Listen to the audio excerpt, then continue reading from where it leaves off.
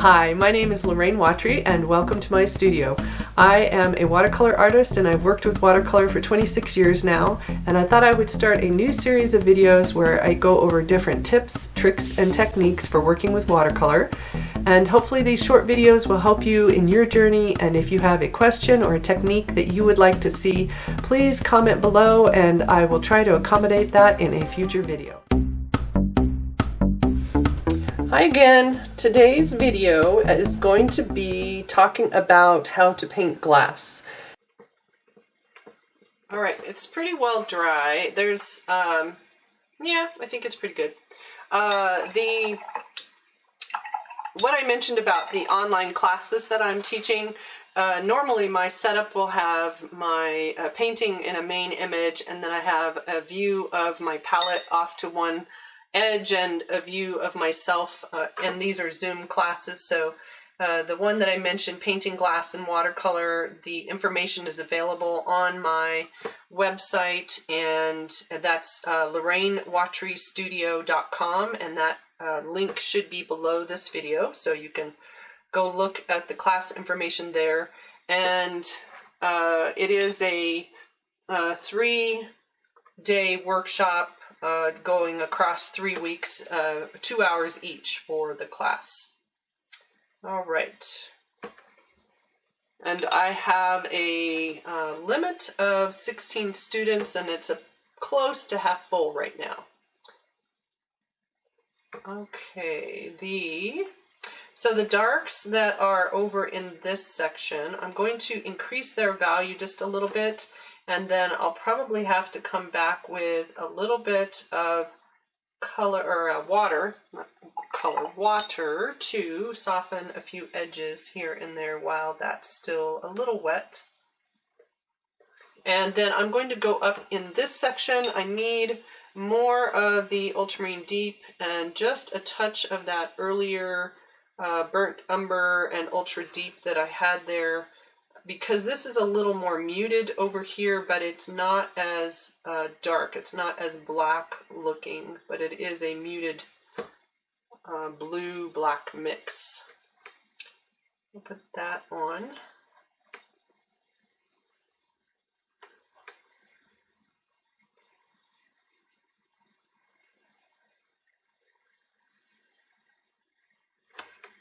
And my marble is getting just a touch out of round, so I'm trying to go a little fast.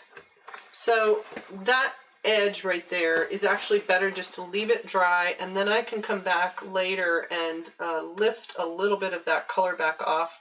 All of the colors that I'm using right now are easily lifted.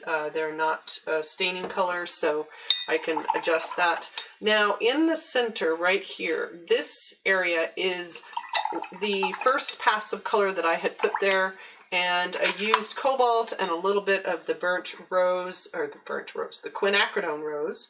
And so I'm pulling out the quin rose, and I'm going to probably get just a touch more cobalt just so that it's nice and moving on the palette, and I'll get a little bit of the rose on my brush. So I'm looking for a kind of a purple blue, a periwinkle type of color, and I'm going to come back over that section. And I don't want it to go too dark, but it does need to be darker than what it is. There's actually, in this marble, I'm seeing just a little bit of, I think I'll use manganese, a little bit of turquoisey blue. And that may be because of the reflection of some of the color around it. Maybe the white of the towel that was underneath those marbles was, when I went to photograph them, my marbles kept moving, so I put a paper towel under them. And there's a little bit of that over here as well. And manganese is a turquoise blue. It will never go very dark like phthalo blue will, and it is brighter than cerulean blue. So it's a more vibrant color than cerulean. Okay, so I have that in there, and I'm going to use some of that same manganese over here and then go back into the purple blue for this lower section. There is a little bit of yellow in this area as well, but it is very muted because it's got, because it's on the blue of the marble, that reflection is. So I already had yellow there and I just used some clear water to basically put the water over there and let some of that blue that I just placed on there run into that area as well. The section that is on the reflected marble that I went over a little far, I'm going to use my flat brush with just a touch of water on it, and so I'm lifting that back so that when I go to paint that area, this edge of it will be clean. And then the other thing I'm going to do with this is right on this edge where I said earlier that this reflection, that's a highlight on the marble, was not hard-edged everywhere. I'm actually going to use my flat brush and soften those edges. So just coming along the edge and softening that edge with some water and my flat brush, I can adjust it so that it feels hard and soft edged. And then I am also going to go in with some of the same sort of periwinkle blue color with the quinacridone rose and the cobalt. And I'm going to add some color along that lower section. And then I'll use some clear water at the top, and I can let the color blend so that it's lighter up here and darker at the bottom edge. I actually think I'm going to go a touch darker down on the bottom. I'm going to use the Ultramarine Deep and the Burnt Umber mix, and then that lower section will be a little more in shadow compared to the upper section. And it looks like I'm getting a little bit of a hard edge right here because either it was drying or I didn't put water all the way up into that section. So add that water. And then back here on this highlight right there, I'm going to use just a touch of the manganese. Need a little more. The light on this one is just a little more turquoise coloring. All right, so it's starting to coalesce into the shape of a marble. Now, a couple of the things that I can see are that there is a little bit of a darker value underneath and a slightly lighter edge right there. And I don't necessarily want to change the value here, but I do want to lighten right across here. And I'll try to bring that up. So by lifting just a little bit of color and lightening this edge, or that part of the marble, I should say, I can pull back a little bit of the color that was on there, and it will blur the edges, and it gives me the feeling of a reflection or a bounce back light that's happening on this lower section. And I want to try to make that a little cleaner right in here. Okay, and then I'm going to, sort of waiting for this to dry around it just a little. I'm going to use my dryer to make sure it's dry, and then I will come back and paint that area right there. I'm going to now paint this part of the marble, and I think I will use the cobalt with a touch of the Quin Rose in it to make it a little purple. And I'm also going to get out, I run the risk of, I think I'll wait on that. I'm going to do this first. I was going to say I was going to get out some of my yellow. I think I'm going to put the yellow on after. Now, generally with yellow, you want to place it on whatever your object is first if you want it to have vibrant color. But because this is a more neutral area, if I put it on second, I think it will give me the coloring that I want. I don't want it vibrant, so I went and got some straight cobalt for this other side just to have a little bit of variation in there. And it is very close in value, so I went a little dark to hopefully get it close in value to the cobalt that's next to it as well.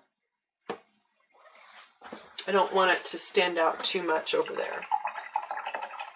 And then up in that upper corner, it is more manganese, more turquoisey looking, and maybe just a touch of the cobalt in there.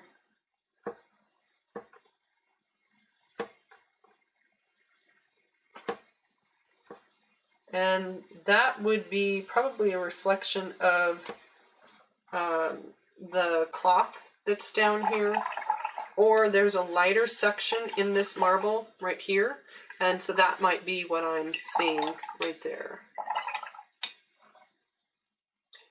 All right, so I'm going to dry this again, and then I will come back and add just a little bit of yellow in there. I actually think before I do that, right here, this part of the dark that I put on that edge is just a little too dark.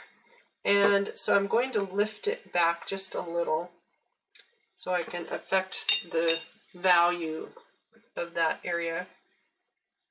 Adjust it just a little. And what was it? Oh, I was going to just show you right quick that I can take my flat brush, and just by coming from the white side, I can gently come back and lift the pigment and round this side of the marble again, because it's just a little out of round. So I'm not trying to move it too much, but it does lift it back a little bit. All right, so the last couple of things, let me dry it and I will be right back. I'm going to get some yellow, and I think I will use my Hansa Light because I am wanting a cooler yellow, and I don't see much of a warm tone in that area. And I'm using the pigment very wet. I'm sorry you can't see it on the palette. And I'm just going to touch very gently into a couple places on that marble. And like I said, there's really not much yellow showing on the marble, and it's mostly right in here that I'm seeing it. But that to me will just give it just a little bit of a feel like it's reflecting the yellow marble next to it. And then I'm going to dry this. I have a couple more things and then I'll be done. So the last thing I'm going to do is take some of the mix that I made with the cobalt and the Quin Rose, and the lower section down here, this middle band I should say, and a little bit of the bottom, I want to darken just a touch more. So I am going to, there is a lighter edge, and I'm using a little bit of clear water with that, and I'm going to come over that marble and then across this way and just a touch down into here, and maybe even over the black right there just a little. Add a touch of blue into that area.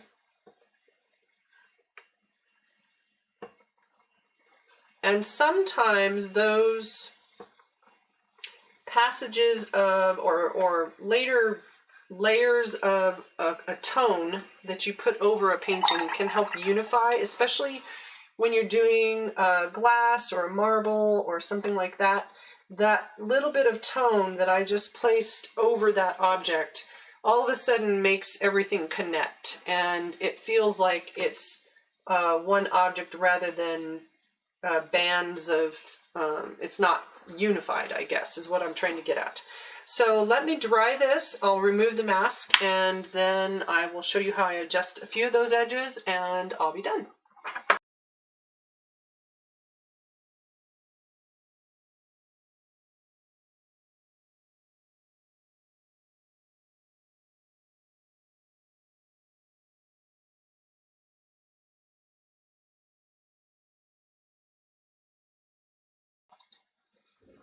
I have the color on the marble now, and I'm going to remove the mask.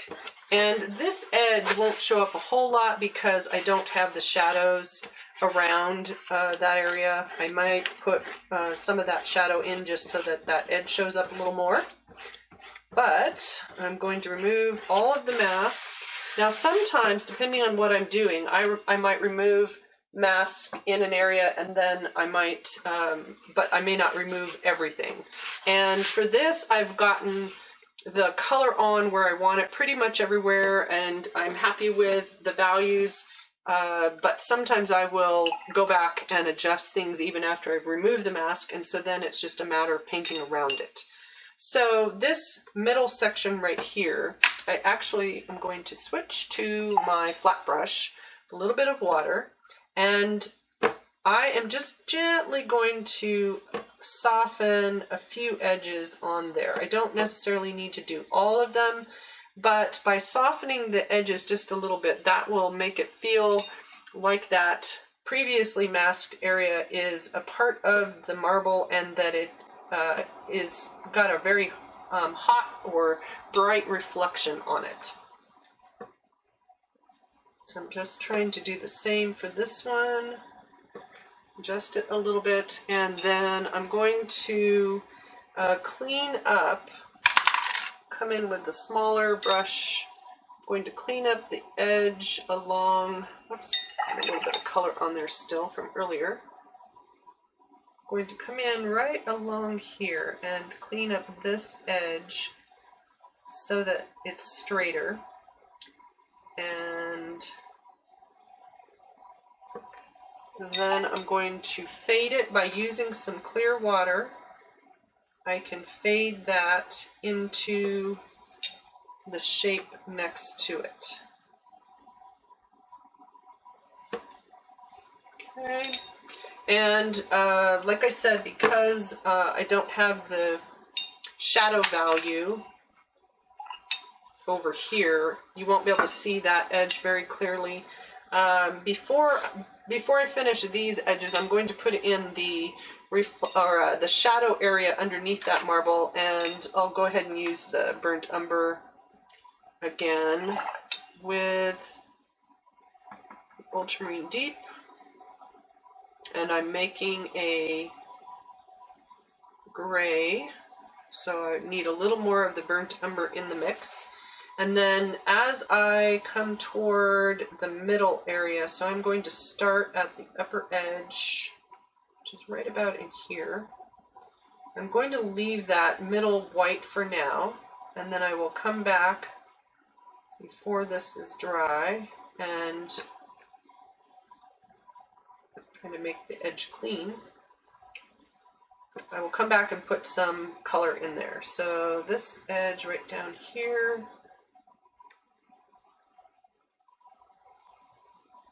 about there.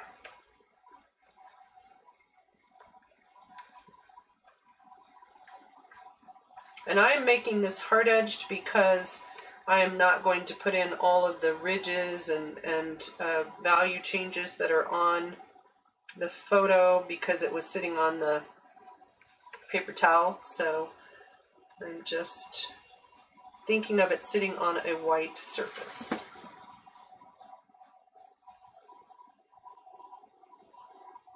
Okay, and the edge of my drawing is right there. I'm going to use the manganese that I had for the center. I'm drying the back of my brush because I want to make sure it's not too wet, so that when I bring the color out farther, that it won't hopefully bloom too much. It can, if it wants, move some. I don't mind that. And then I'm going to use the cobalt. Actually, I think I'll use the manganese and Quin Rose for that change, because it gets a little purple. And I think I want this mix rather than the cobalt. And I do need to dry my brush.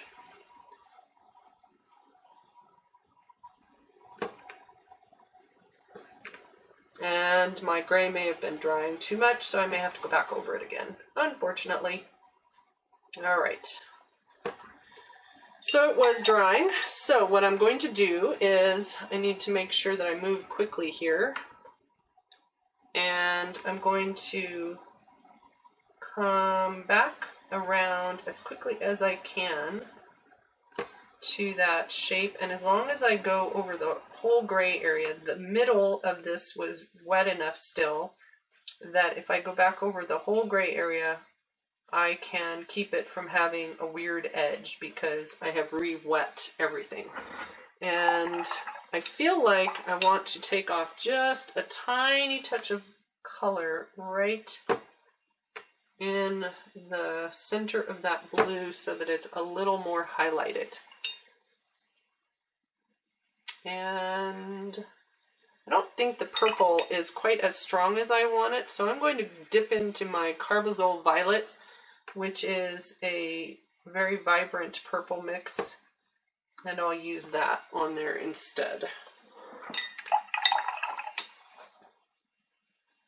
All right, so I have the shadow for the marble in, and then the last couple things I would do is come back in, and there are a few highlights on this marble that aren't actually white. They are just lighter, and I did save them, the masked area, with masking fluid, but by going in with a little bit of color, I can tone them and make them not as vibrant so that they won't stand out as much, but there'll still be a highlight on the marble or a color change.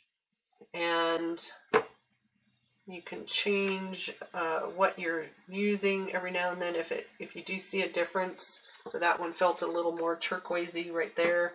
And there is a reflection down here that has a softer edge to it. So I'm going to use my scrubber, my flat brush scrubber, and I'm pushing from the white side toward the colored side, and I'm lifting some of that to give it a fuzzy feel and also soften soften the edge and give it a fuzzy feel. Okay, sometimes trying to paint and talk just doesn't work.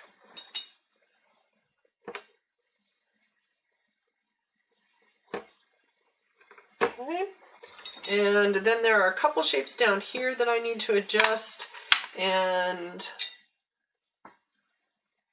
right here, this part of this highlight is a little too wide, so when you're putting on your masking fluid, you need to try to make it as neat as you can so that you're not having to go back and adjust the edges or the shapes a lot, because it is a lot harder to adjust some things than it would be if you take your time and go a little slow when you're applying the mask. And some tools just work better than others, so to apply mask.